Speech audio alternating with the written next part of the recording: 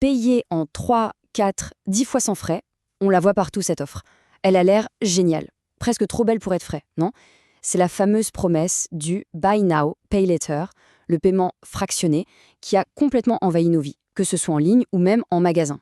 Et attention, ce n'est pas juste une mode passagère. Regardez bien ce chiffre, 900 millions. D'ici 2027, on estime que quasiment 900 millions de personnes dans le monde utiliseront ces services. C'est juste colossal. Ça vous donne une idée de la vitesse à laquelle ça s'est intégré dans nos habitudes d'achat. Du coup, la vraie question, c'est celle-là. Ce crédit à 0%, est-ce que c'est vraiment le bon plan que ça prétend être pour gérer son budget, ou est-ce qu'on ne serait pas plutôt face à un piège psychologique hyper bien ficelé? C'est exactement ce qu'on va décortiquer ensemble aujourd'hui. Allez, pour commencer à y voir plus clair, il faut d'abord se demander, mais pourquoi ça marche si bien? Qu'est-ce qui rend cette promesse aussi irrésistible? Alors, le principe de base, il est d'une simplicité enfantine. Le BNPL, ou paiement fractionné, c'est tout bête. On achète un truc, on l'a tout de suite dans les mains, mais on ne paye que plus tard. Et en plusieurs petites fois. L'idée, c'est de lisser l'impact sur le portefeuille. Du moins, c'est l'impression que ça donne. Et franchement, on comprend vite pourquoi ça cartonne. D'abord, il y a la gratification instantanée. L'objet est à nous, là, maintenant. Ensuite, la flexibilité financière. Bien sûr, pas besoin de sortir une grosse somme d'un coup. Le processus en lui-même est ultra simple. Quelques clics et c'est réglé. Et puis, le pompon, c'est que c'est souvent présenté comme gratuit. On peut même, dans certains cas, essayer le produit avant de vraiment le payer. Bref, sur le papier, c'est le combo parfait. Ok, mais là, il y a forcément une question qui vient à l'esprit. Si c'est gratuit pour nous, le consommateur, qui paie l'addition au final? Comment des boîtes comme Klarna, Alma et les autres gagnent de l'argent?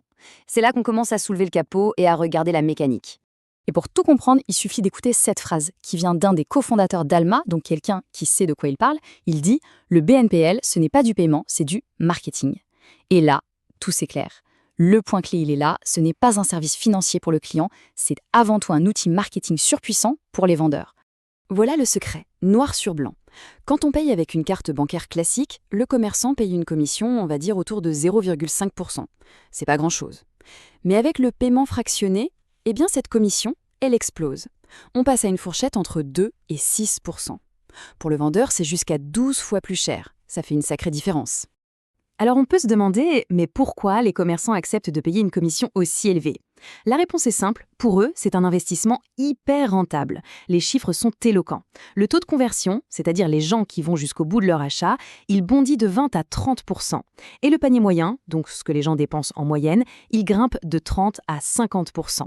En gros, les gens achètent plus souvent et ils achètent des choses plus chères. Le BNPL, c'est une véritable machine à vendre.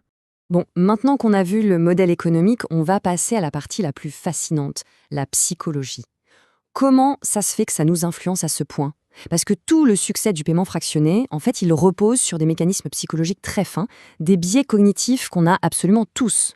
Le premier outil de cette boîte, c'est ce qu'on appelle le biais d'ancrage.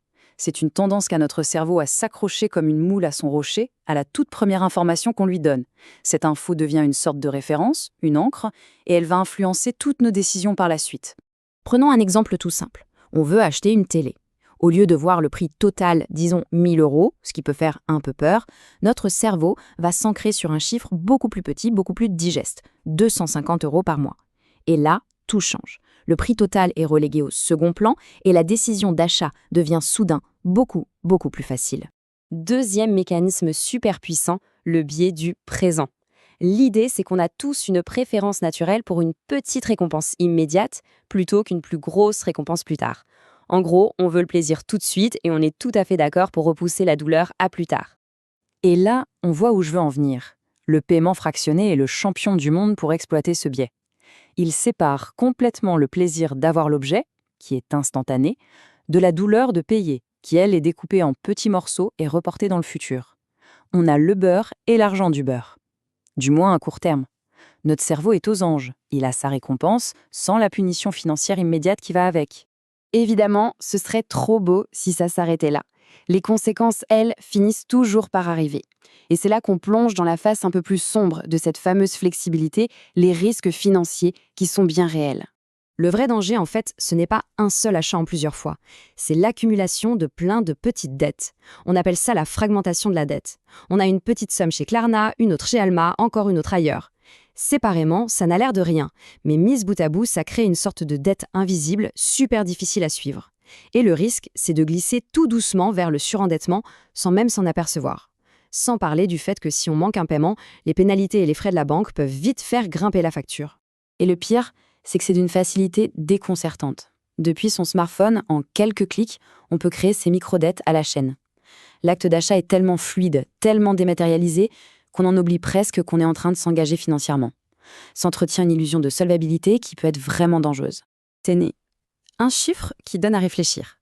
Les frais de retard sur un petit achat, si on les calcule sur une année, ça peut donner un taux d'intérêt équivalent à plus de 20 voire 30%. C'est ce qu'on appelle le TAEG, le coût total du crédit. Pour donner une idée, c'est bien au-dessus des taux autorisés pour les crédits à la consommation classiques. Donc, ironiquement, le paiement sans frais peut finir par coûter une petite fortune. Face à cette situation et aux risques qui augmentent, les autorités ont décidé de siffler la fin de la récréation. L'environnement actuel, cette espèce de zone grise réglementaire, est sur le point de changer radicalement. Ce qui se passe, c'est qu'on est en pleine transition. Aujourd'hui, on est encore dans un certain flou juridique. Beaucoup d'offres de paiement fractionnés passent sous les radars de la loi sur le crédit à la consommation, mais attention, ça va changer. Le 20 novembre 2026, une nouvelle directive européenne va entrer en vigueur et elle va rebattre toutes les cartes. Alors concrètement, qu'est-ce que ça va changer pour tout le monde? Eh bien d'abord, la plupart de ces offres de paiement fractionnés seront considérées comme de vrais crédits à la consommation. Ça veut dire que les organismes devront vérifier beaucoup plus sérieusement la capacité à rembourser avant de dire oui. La publicité aussi sera beaucoup plus encadrée pour être plus claire et moins trompeuse. En résumé, plus de protection et plus de transparence pour les consommateurs. Voilà, on arrive à la fin de cette analyse. Finalement, on voit bien que le paiement fractionné, c'est un outil à double tranchant. D'un côté, il y a une flexibilité qui peut être vraiment utile. De l'autre, c'est une mécanique redoutable qui joue avec nos faiblesses psychologiques et qui comporte de vrais risques. La question finale reste donc entière. Est-ce que le acheter maintenant, payer plus tard est un outil de liberté financière ou une porte d'entrée moderne et un peu sournoise vers l'endettement?